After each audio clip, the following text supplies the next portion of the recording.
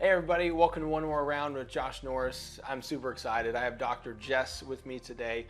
She's a naturopathic physician, but she also is the founder and chief performance officer of Hustle to Flow, which she helps men and basically talks about masculinity, which we're going to go into today. Yes. Well, welcome, Dr. Jess. Thank you so much for having me. I'm excited. Yeah, and it was a super random occurrence in how we met. Yes. We were reaching out to different naturopaths, through Regenerate IV, and you had responded, and I, met you. But as we started talking, I'm like, man, I got to get you on the podcast because the subject of masculinity is huge. But before we get into all that, tell me a little bit about yourself. Are you from Arizona originally? No, I'm from Cincinnati, Ohio, actually. Moved out here specifically for naturopathic medical school. Okay. Geographic location, that was the warmest of all the schools. So, and I ended up staying here, met my husband, started a family. So I've been in practice for about 5 years and have been in the hormone anti-aging space this whole time. And I've always loved working with men. But it has, over time has developed into what I have now, like the, hustle to flow in terms of masculinity. In this 5 years that I've been in practice, I've had to, kind of deal with and face a lot of my shadows, inner child work, that kind of thing. Mm-hmm. As a result of, having a father who was an alcoholic. And so as I did my own work and kind of saw how I have been impacted by my upbringing and all of that, and the more I talked with my male clients and kind of see what's going on in the world, I just saw a need. Mm-hmm. And what I love about what I do is, not only am I working on mindset and lifestyle, but I really take a medical approach as well, so we can fine tune the body from the cellular level up. There are a lot of men's coaches out there, but they can't all address testosterone. A lot of them will say, you probably should go get your testosterone checked, but they're not doing that, and so it's a very cohesive form of care. Mm-hmm. So, which is huge. So what got you initially interested in medicine? In naturopathic medicine? Oh, that's a long story. So I originally wanted to be a regular doctor. I was going through undergrad, biology, psychology, all of that. Thought I wanted to go into gastroenterology and be a pediatrician. I myself had dealt with weight issues my whole life, developed into an eating disorder. And in my recovery process and therapy process, realized there was so much more to it than just nutrition and diet. I was told some really bizarre things, like I was told to eat junk food, crazy things, but finally found a therapist who was all about healing the brain, using food to heal the brain. And I realized that I really wanted to take a holistic approach to health and helping other people. And I was on a website researching some kind of certification that I could get. How do I be a psychologist and do this and this, and piece all these pieces together. And I came across a guy who had commented, and he had all these credentials at the end of his name, and one of them was ND, or it might have been NMD. Mm-hmm. And I was like, what is that? I had no idea, and I Googled it, and that was it. I discovered naturopathic medicine, the pillars, everything that we do in terms of holistic care and herbal medicine and nutrition, and I was like, this is it for me. And I searched and found the schools, and I'm like, well, Ohio is cold, wet, rainy. I'm not going to Washington. I'm not going to Oregon. Where can I go that gets me out of a climate like I'm in? And Arizona was it. Now there's a school in San Diego. So I probably would have gone there if it was open, but then I wouldn't have my life here. So, Well, so for those that don't know, right? So tell us a little bit. What's the difference between a naturopathic physician and a normal medical physician? What do you focus on, and what's the main difference? The biggest thing is root cause, right? Yeah. Conventional medicine is treating symptoms. Mm-hmm. So, you come in with a headache or, whatever, and they're like, okay, here's a medication. And it's to no fault of their own. That's how they're trained. Yeah. Their training is funded by Big Pharma, so it's all kind of tied together. My goal is, the body, when given the right tools, will heal itself. It's fascinating, and it's an amazing piece of machinery. Yeah. And that is what naturopathic medicine is there to do. It's to find what is the underlying cause. It looks at all of your systems of the body. So, if you have a headache, it's not just an issue in the head. It's not just blood pressure. It could be a micronutrient imbalance. It could be a toxicity, mold, all of those things, right? And so doing functional testing, and a lot of people will hear the word functional practitioner nowadays, which really is naturopathic medicine. And regular doctors, conventional doctors can now get certifications in functional medicine or integrative medicine, which is really not having to go to naturopathic medical school and just kind of tying it all into what they already know. Yeah. But it's looking at the whole body and really trying to find out what's going wrong and then giving it the tools to heal itself. Okay. So you found it through a search. You come out here, you go to school, and then you started in your own practice, or you start with somebody else? Yeah, no, when I graduated, it took me a couple years to pass all of my boards. So I passed everything but the traditional Chinese medicine board, which is really difficult. It's not just acupuncture, it's like diagnosing based on Chinese medicine, which is literally a whole other language. It took me 2 years. So there was like a 2 year of like a limbo where I wasn't really doing anything. People wouldn't hire me because I was overqualified or I was underqualified, that whole thing. Eventually got licensed right when I found out I was pregnant, or I passed my boards right when I was pregnant with my first daughter, and started into like the medical marijuana space just because it was easy and convenient, you know, and you know, for everything that I was dealing with, and we were having to move and all that kind of stuff. Eventually, I started working at a weight loss clinic for someone else, worked at another clinic, and it was at the second clinic that I worked at that they were doing hormones, and I always knew that I liked hormones. I was always studying and doing stuff on the side, even when I wasn't actively practicing it.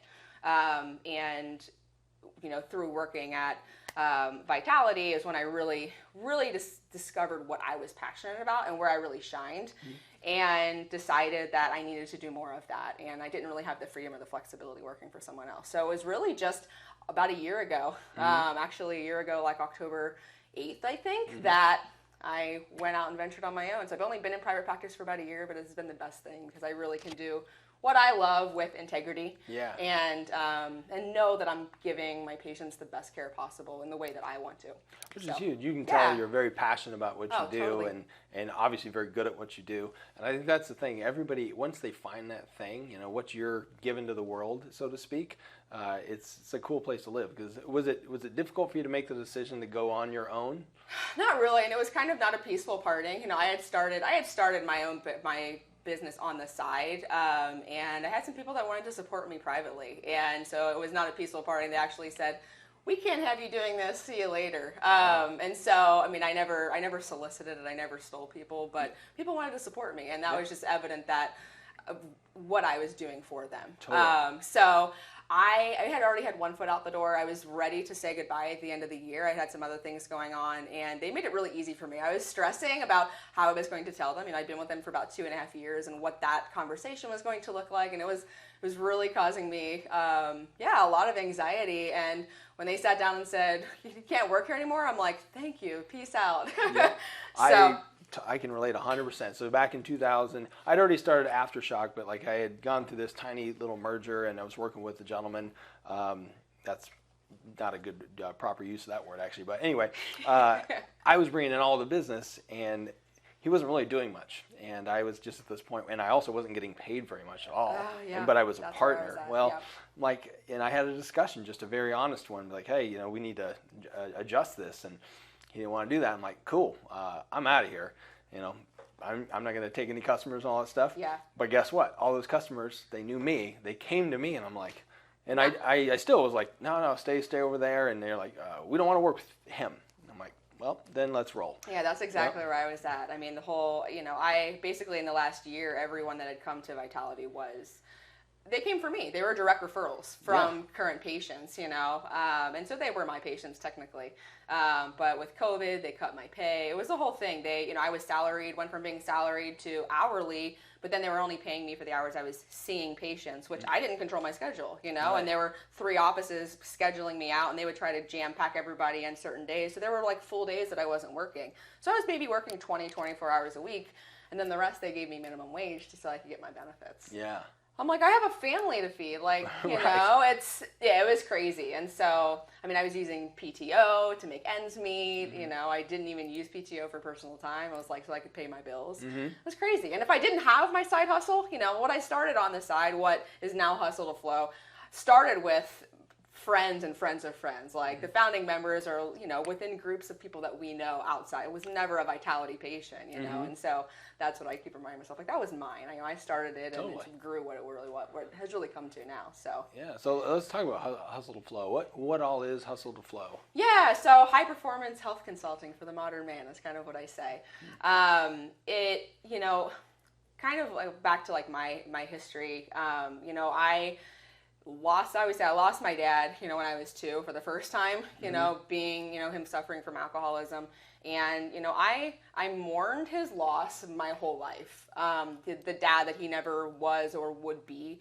He was never the provider, the protector, the role model, that kind of thing. And like I said, as I've gotten older, I've had to face a lot of the impact. Now being a wife, being a mother, and kind of the triggers that come up for me. And I want more for other women. I want more for other children. And I want more for men. I ultimately think, no man wants to leave their children feeling the way that I felt, right? I mean, I really think men want to leave a legacy, and they want to be proud, truly proud of what they've created, and proud of, the children that they've created. And so, yeah, it's, that's what Hustle to Flow is. And I've struggled too with, being a high performer, and kind of the impact of that, and the kind of destructive habits that have come as a result of, working too hard or having anxiety, not taking time for myself, that kind of thing. So it's a lot of personal, both from childhood and then things that I've dealt with as, as a boss babe kind of parent, you know. So yeah, it's programs that are designed to address lifestyle, mindset, and then the medical aspect as well. So from a functional perspective, like how do we really dial in the body and get it working optimally so that you can think clearly, so that you can work the way you want to work, So what are the top things that you find the men that you're working with deal with? What are their challenges? Yeah, fatigue and burnout is a really common one. And what men really don't always identify with is like a low-grade depression. Men are super emotional creatures, and so I'll find, like, if they say, I'm tired. Well, if we dig a little deeper, what is that fatigue? Is it like no motivation? It's like if the wife asks you to do something, you're like, sure, babe, let's do it, and you're fixing something like, the caveman would have 1,000 years ago, or you're like, no, after the show or after this beer. And so there's like that lack of motivation, which oftentimes, like I said, could be like a low-grade depression. And that can be from a variety of things. It could be, like the passion and purpose we talked about, like not feeling like you're doing what you're meant to do, you put on this planet to do. And that's huge for men. I mean, that ultimately is, that is what makes a man. It's the ability to create and to leave a legacy. It could also be an underlying hormone issue that's contributing to that. Without testosterone, we have no motivation. It is our motivation hormone. It's your mojo. It's your libido. It's literally what makes you a man. And, when that is not optimal, and we can get into reference ranges and what optimal really looks like, but yeah, it can cause a sequela of side effects that ultimately leave men just feeling kind of hopeless and helpless, and they don't always know why. So a lot of times it's purpose, right? They don't feel like they have a purpose or what they're doing matters. And I know what that feels like. So back, when I worked at Gannett, this is back in 2006 to 2008, it was a great company. It was a great corporation. The particular product that, I don't know, it's Arizona Republic, and then they have AZ Central and all this stuff, right?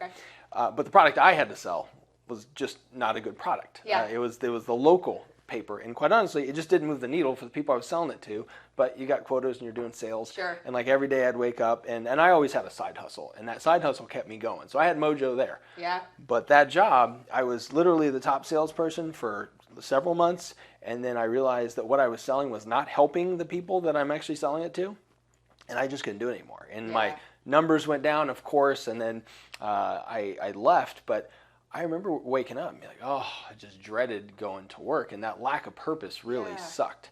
But in my side hustle, one of the things, I helped people. It was a multi-level marketing. I'm not involved anymore. But to be honest with you, I always had the intention to help people, and that part just drove me. I loved it. I loved watching somebody go from here, maybe with motivation or not making money and making more money and have more motivation and purpose and all that stuff. So I think, I would say that's a huge thing for men. What are some of the other things that you find that they face, or how do they deal with these things that they don't know what they're dealing with, like depression? That could get into like destructive habits, right? Being not being present for family, for their children. Substance abuse, alcohol, drugs, whatever that may be. They're not eating as well, and then, or they're in a job that doesn't allow for for a healthy lifestyle. You know, I kind of, you know, like to walk through the day of like a high performer, or I consider most men high performing. Like, I don't think there's any man who doesn't want to perform at a high level, right? But, you know, we're not meant to sit under blue lights in offices, you know, and it's like, you know, 1,000 years ago, men walked out of caves and they saw sunlight, and that was the first thing that touched their skin in the morning. And, you know, now it's like, you know, the alarm goes off. You know, if they're not rushing around trying to get kids ready, you know, the first thing they do is go to their phone. And, you know, there's that dopamine rush, there's the anxiety, there's the stress, the cortisol, that all lowers testosterone. It affects neurotransmitters. So there's kind of like adopted lifestyle habits that are really not by choice. It's just how society has developed over time, but it's not conducive to optimal health, especially considering we are not that different from the cavemen we were 1,000 years ago. Like, our bodies have not evolved as quickly as technology has evolved. Right. So there's the things that we're doing, you know, men and women, but that are, you know, just forced upon us. You know, when we talk about like office jobs and things like that, I mean, there's, you know, snacking on junk food at desks, and, you know, convenience, and, you know, the rushing around and all of that kind of stuff. Back to technology, you know, it's like we've got AirPods and we've got, you know, 5G, and as hippy dippy as that sounds, like, those things cause cancer. They affect sperm health. They affect testosterone. Like, it's a real issue. And there's plenty of research out there. Yeah. You know, and so again, things that, you know, that men don't really think anything of because it has become so normal in society, but it ultimately is making them weak, you know, in all ways, shapes, and form, you know, from a psychological standpoint, you know, being the anxiety of technology, or, you know, the dopamine hits of this or that, you know, we could get into porn, all of that kind of stuff. It really, it affects a man's ability to be strong and be independent and think for himself. What does that do to the psyche? What does pornography do for the psyche of a man? Yeah, so, I mean, for one, it's, you know, it's a quick fix, right? Like, we are a hedonistic, you know, society. It's like we want pleasure, everything at our fingertips right now.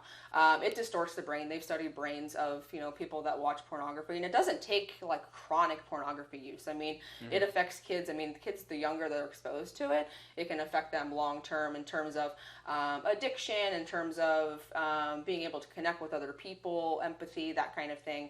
You know, it's going to affect relationships. But yeah, it's that quick fix. So like, we don't have willpower anymore, you know. There's, you know, I mean, there's the whole thing on like semen retention, and, you know, you can get into all of that, but it, you know, men, yeah, the more you're getting, you know, you have that quick fix for pleasure, the less you feel fulfilled in everything else. You don't get excitement from the things that normally should excite you. Yeah, well, it's like similar to fast food in a degree, right? You get that quick fix that's obviously completely nutrition deficient, right? Yes. But it fills you up and you feel it okay right now, but it's horrible for your body, and eventually you're going to be fat, and you're going to be fatigued and all this kind of stuff. Yeah, it's funny when I was thinking about this coming into the day, kind of things we would talk about, and I was thinking, you know, society has, you know, I don't think there's anybody that doesn't struggle with some level of addiction in today's society. Right. It has been imposed on us because of all of the dopamine hits we're constantly being get from social media, from this, from that, from food, from whatever it is, whether it's illegal or not. We're constantly looking for that pleasure. And it takes a lot of retraining. You know, I can run tests to see where we're at, what kind of neurotransmitters are, you know, are elevated. Are we looking at like overexcitability? Are we looking at ones that are really elevations of inhibitory neurotransmitters, so where you're just like a zombie because nothing gets to you anymore? Yeah. You know, and it takes a lot of, I mean, it really takes willpower and awareness. I am by no means an addiction therapist. I will refer out if I feel like somebody needs that level, but sometimes guys need a baseline. Like, they need to see really what's going on, and sure, you can feel a certain way, you know, but sometimes when we have numbers and we can really see what's going on, it makes it more clear to us, and it gives us a reason to take action. Totally. Well, and to that point, certain people make decisions different ways, right? So some people, like in more of an engineering type of mindset, they've got to have data to make that decision. Yeah. So if they're and not, I deal with a lot of those. Yeah. You know. So. Well, because they want a solution, especially with that kind of mindset, like an engineer. Yeah. Like, they want a solution. That's just how their minds operate. But they need data to be able to make a decision based on critically thinking about it, right? Yeah. Whereas if you have somebody that's more of a creative, they don't necessarily need all the data. They need emotionally for you to tell me why I should probably make this and how emotionally it's going to change the things around me to benefit me, right? So it's interesting how we make decisions like that. So you walk through the habits of what somebody's doing on a daily basis, if I'm hearing you right. And then what happens? How do you help men, and what does that look like? Yeah, so I mean, I do testing regardless if there's, emotional piece is important, right? But if we get a baseline, then we can really measure how things are improving. And for a lot of men, the habits have been, chronic over time, right? So they're not going to see results necessarily overnight. Some will if they're really in tune with themselves. So, we get testing. We're going to do, hormone testing. At the bare minimum, I do like a comprehensive hormonal wellness testing. So we're looking at, like your red blood cells, white blood cells, lipid levels, kidney function, liver function, hormone levels. And when I'm testing things, it's pretty extensive. It's not the same type. If you were to go tell your doctor, your primary care to run hormones, they're not going to run the same hormones that I'm running. If you tell them to run lipids, they're not going to run the extent of the lipids that I run. And then depending on the person, the case, the financial leeway, I will run, there's a DNA test that I absolutely love. It's phenomenal for helping to shape a program in a more comprehensive way. So say genetically, you ran for 10 years, you like to run marathons. Well, genetically, your body, that creates more inflammation. It's actually going to shorten your lifespan. And you would never know unless you ran this test, right? Because you think, oh, running is healthy and keeps me, you could be skinny and look fit, and it's not necessarily right for you. And you won't actually see the results of the effects of years of running until years down the road, potentially when there is a lot of inflammation or your lifespan is just shortened. And so that's DNA really that will actually show you those types of things? Yeah, and they've studied, I forget the number of the subjects that were used to create this test. I want to say it was 5,000. They studied them longitudinally. It looks at, do you metabolize, is a keto diet right for you, or should you actually be eating a high carb diet? It's really, really specific. It's going to look at different brain chemistry. There are people that are ruminators, so when they go to bed, they can't let go of problems, or if anything negative happens, they can't let go of problems. Those people naturally have a lower degree of what's called brain-derived neurotrophic factor, and you can actually increase that very naturally, like doing breath work before bed and very simple lifestyle things. But these people could go say they're ruminators, they can't go to bed, they go to their doctor, they're like, okay, we'll put you on Ambien. Versus understanding what's going on and then being able to implement a lifestyle practice that allows you to truly heal. Yeah, well, and that's what I love so much about the naturopathic world. Everybody, has this thing that we grow up with, right? We're trained to go to a doctor and we're trained to, again, treat symptoms, just like you talked about. But that does not fix the problem. No. And there are so many things that are deep down in us, from childhood or, different traumas that you go through, that if you just mask it, then you never get down to the nitty gritty and say, hey. It'll always rear its ugly head. And always. For men, I mean, a lot of the men that I deal with, they're men don't generally like to go to doctors, period, right? I hate it. They're terrified. And a lot of men nowadays, they love what I do. They don't always know what is out there for them, but they won't go to doctors because they're I don't want to be put on a medication. I don't want to be put on a pill, but then they still never resolve the problem. Right. So, that's where I feel like I do a really good job of creating a safe space for men. It's, I've had more than, multiple men tell me that they just feel very comfortable talking to me, I'm very non-judgmental. And it allows for a polarity and like I said, a safe space where they can really open up and talk about things, whereas they may not feel comfortable talking about it. And that's so important. If we don't talk about our problems, I can't help you if you don't share. Yeah, absolutely. Well, and that's something that I think men do. I don't know if I want to say more than women. That's kind of a generalization, but men definitely do this, and they will just suppress and just push down emotions and things. And you're trained to do that, you right. know? It's not okay to express emotion, you know? I always made a joke, I cry once a year when I watch It's a Wonderful Life on TV because it's my favorite Christmas movie and stuff. But generally, it was I suppress that, and I'll feel it welling up, and I'm like, I can't do this, I'm a man. But I'm like, who cares? And I still don't do it. So I still haven't fixed the problem, but I addressed it. But you're aware of it. I'm aware of it, exactly. That's and then the I bawl my eyes out once a year. I'm like, it's a wonderful life. Get it out. So you look at their blood work basically, and then you go through kind of their habits and stuff. Yeah, and then, so I have a pretty extensive intake. It looks at, everything from, medical history to their habits, what they're eating, where they're sourcing their water from. It's really, really extensive because all of that is important. And what I find is that, again, what a lot of people have adopted habits just because of out of convenience or normalcy in society that, is an easy fix. And they're not even aware of it. Like what I think sometimes, I'm like, oh, everybody should know this.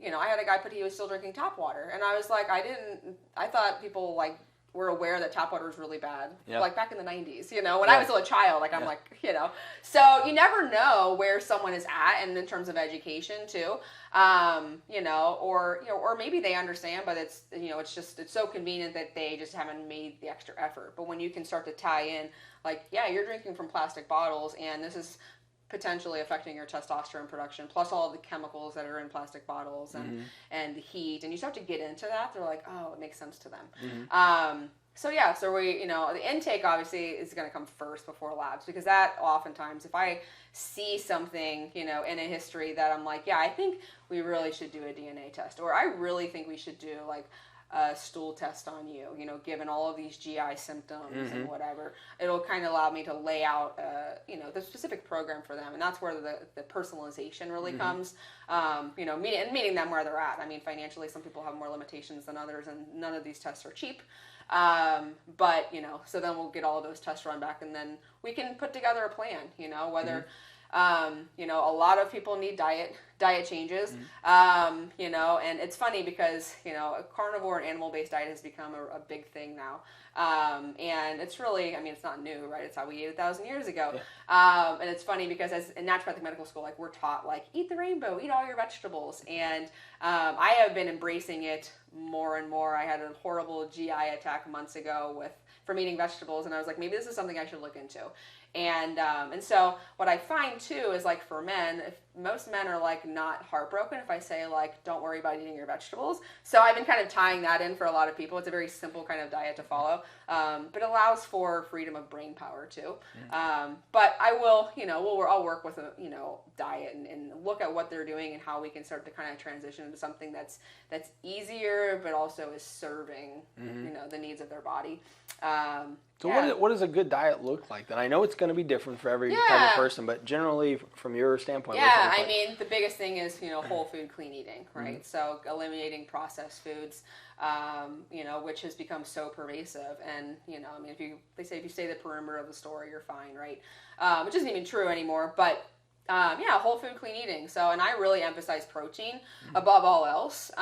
We can get every nutrient we need from animal products, honestly. We can get all of our B vitamins, magnesium, minerals, all of that, and then kind of fill in the gaps where needed depending on activity level, and whatever activities are coming up in your life, What are the better protein sources that you find that are better for our bodies? Yeah, so, from an animal-based perspective, all animal products are better than, I will never tell someone to go eat a soy burger. It's never going to happen. I tell people to avoid soy at all costs. There's plenty of research out there, but it's from a masculinity and male perspective, it's horrible for testosterone levels. It's going to make you fat and make you, kind of perpetuates that weakness.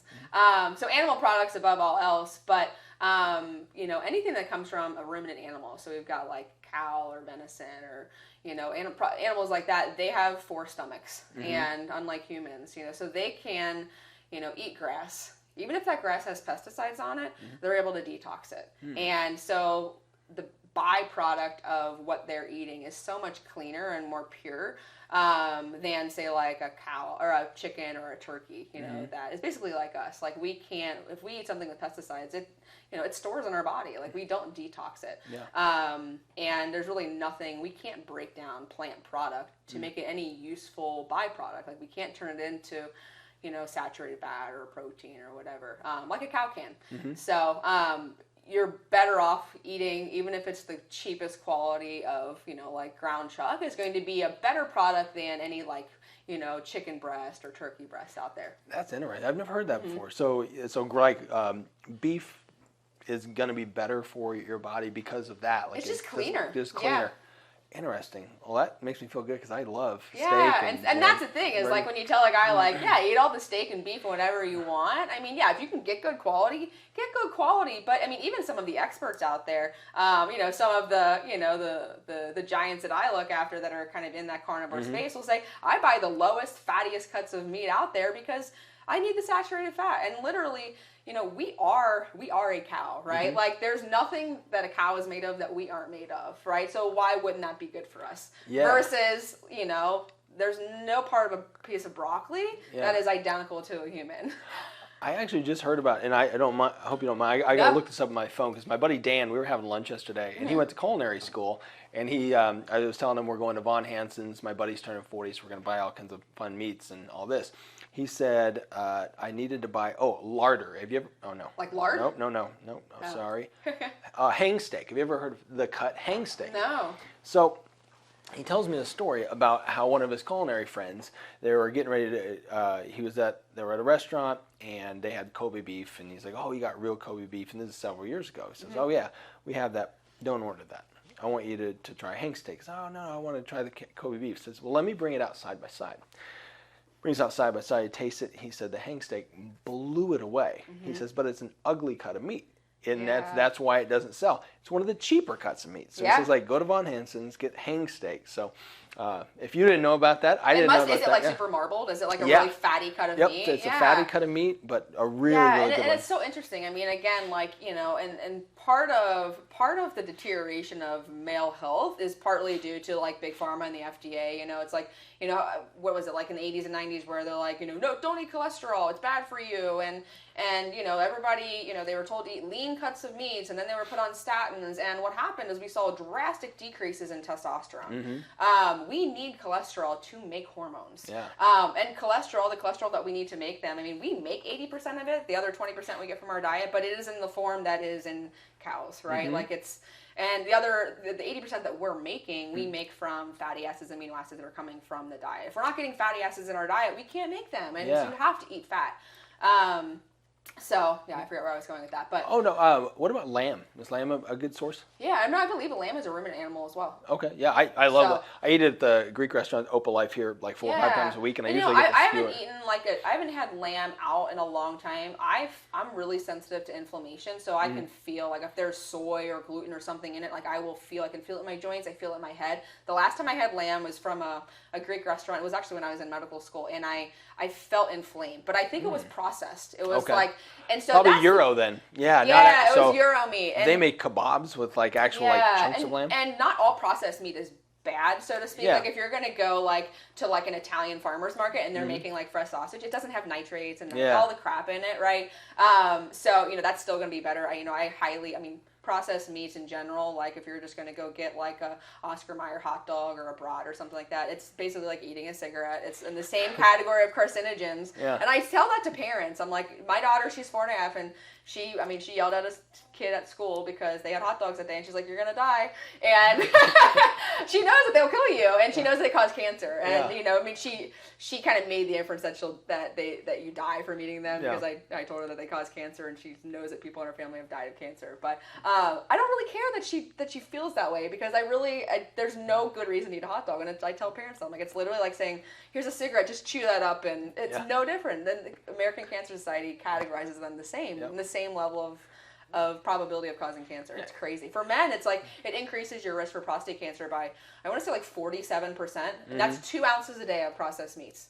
Wow. Which is, most men are eating far beyond 2 ounces of processed meat today, if they are. And that could be, it could be like deli meat, if you're not getting a brand and even a subset of a brand that is guaranteed nitrate free, that's contributing to that. I think boar's head is one of those. And not all of them are. So you'll see, like on the label, I bought boar's head at Sprouts, and it was a variety of their ham, and I bought it and thinking totally safe, and I saw on the label sodium nitrate, and I was like, shit. So that's pardon my French, but I'm like, you don't even know. Like you have to really. That's where reading labels is really, really important. So from an ease standpoint, like you could go to the deli, or you could just go buy a burger, or buy a ribeye, then you don't have to worry about it. You don't have to worry about the processing. So that's where the, working and saying like, what's the easiest for you, and if you want to make a sandwich or whatever, but Not having to worry about it and right. waste the brain power on like what's in it. Yeah. Well, I am definitely going to make some changes. Like, because I used to be keto, but now it's like I eat a few more carbs, mostly vegetables though, but I love meat, so I eat a lot of meat. But I definitely eat deli meat and those types of things that are not good. Now, I'm not a hot dog guy, but we were going to do Once in a while, Oktoberfest, where like we got brats from Shriners and the whole deal. And my buddy Tyler actually does it every year, and we were going to do it at the house, so I might not do that this year. Yeah, but. I mean, look at them. I think I want to say Nathan's hot dogs might not have nitrates. I don't know. You have to look at labels. I don't know. I'm grossed out by hot dogs, so I can't even.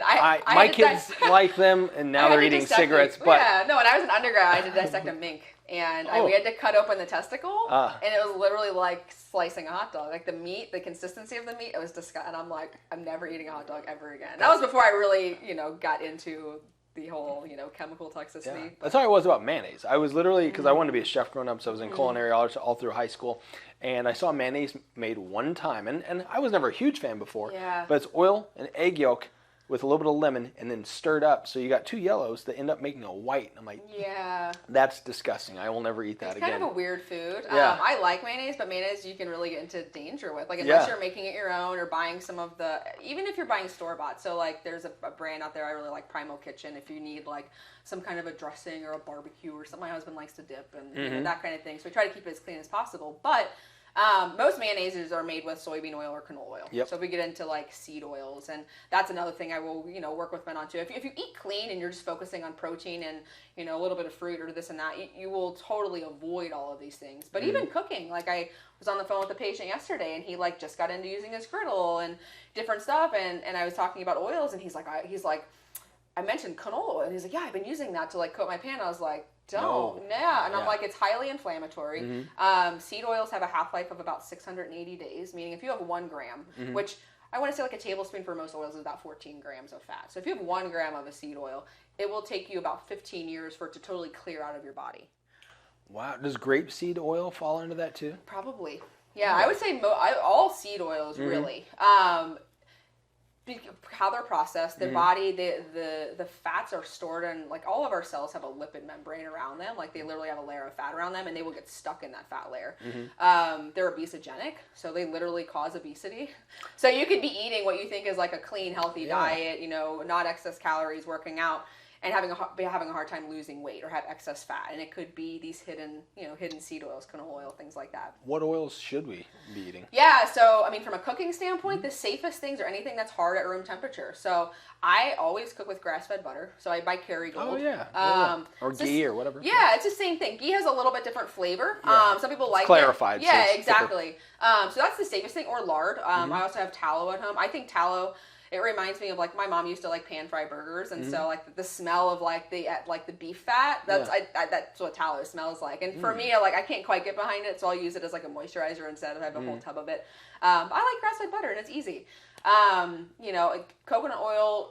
There's mixed reviews on coconut oil. Technically it's.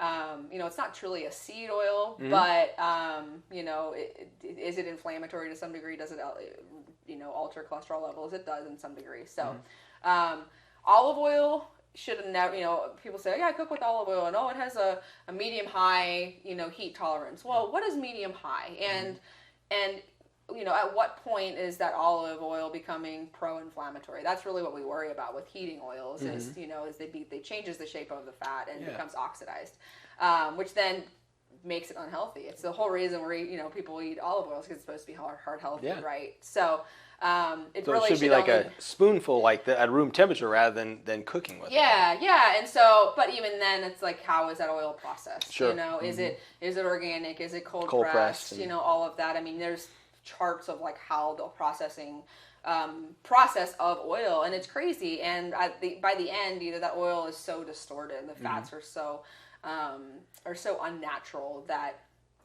unless you're getting olive oil from Italy, and imported, you don't really know. You can look at like, is it stored in a glass bottle versus a plastic bottle? What was it? Where was it before it ended up on that shelf? How long has it been in that bottle? I mean, it could have a shelf life of 2 years, but is it rancid? How do you, and I don't know if you've ever smelled rancid oil. You can definitely smell it, the fat. Yeah. So, And that was, like I was saying, like Primal Kitchen, they have a mayo. It's made with avocado oil. It's supposed to be better, right? Because, I mean, especially if it hasn't been heated. But, like, I don't know the quality of the avocado oil that they use. So, like, you can get really picky about it. And, you know. That's one I like a lot, actually, is avocado oil. We cook a lot with that. We also cook a little bit with olive oil. But avocado is technically still, like, if you're getting, I mean, it's a fruit, but it's still a seed oil, right? Yeah. So, Yeah, but there's actually a place out in Queen Creek, and they make their own olive oil. So they make it there. It's cold pressed, the whole deal. That's good to know. Yeah. So I just signed on with just purchased. It's called it's cultured and fermented oil from Zero Acre Farm. So I'm excited to use that. Yeah. Because there's no processing and it's all clean, organic, and that kind of thing. So it's awesome. Yeah, it's funny when you hear the word eat clean, right? Because even me, like I consider myself a very healthy individual with the way I eat, my diet and stuff, and I'm very particular about that because I know I've got family histories of heart and obesity and everything under the sun. Yeah. So one day a week I have my cheat meal. Yeah. But like when I hear some of these things, I'm like, wow, I could really clean up my diet, and things that you don't really think about or hear about unless you're talking to an expert like yourself. Yeah. So we've talked about the diet. We've talked about kind of looking at habits of men. What are some of the success stories that you've seen of some of the people that have come into you? And obviously, I know we can't mention names. I do a lot of mindset work too. You know, I mean, depending on what guys are struggling with, it can be really debilitating. There could be chronic pain. It could be a history of how of those, especially if it's like substance abuse and different things. I mean, it creates kind of like a negative cloud over you. And so, working on, limiting beliefs and, and taking each day at a time, literally each second at a time. Like, everyone I think to some degree has this perfectionist quality. Like nobody wants to like screw up, if they're, especially if they're in a program and they're like, they have a coach and like, they don't want to upset anybody. Right. So, doing a lot of mindset work and allowing men to grow and find the peace in that growth. I mean, I've had people get over, chronic pain, businesses, they're able to be more successful in their business from an entrepreneurial standpoint because their health is now better, or they have more time for their children and that's more fulfilling. So I would say entrepreneurs is a really good vein for your work because men that are running businesses that are either getting off the ground or have it for a while, they tend to run pretty hard.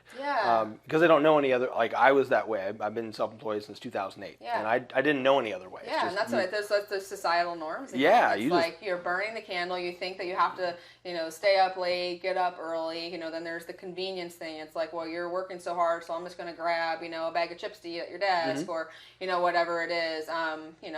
Or you're entertaining clients, and so you have to go out every day and you're taking everybody out for drinks because you're trying to network with people and and it's like, I mean, alcohol, aside from the alcoholism itself, it is deteriorating for testosterone. So and it is an aromatizer, so it's going to turn testosterone to fat. So aromatizer, I've never heard that word. And it messes with your brain, shrinks the brain, all of that. So yeah. That's crazy. So you've had a lot of success stories with that.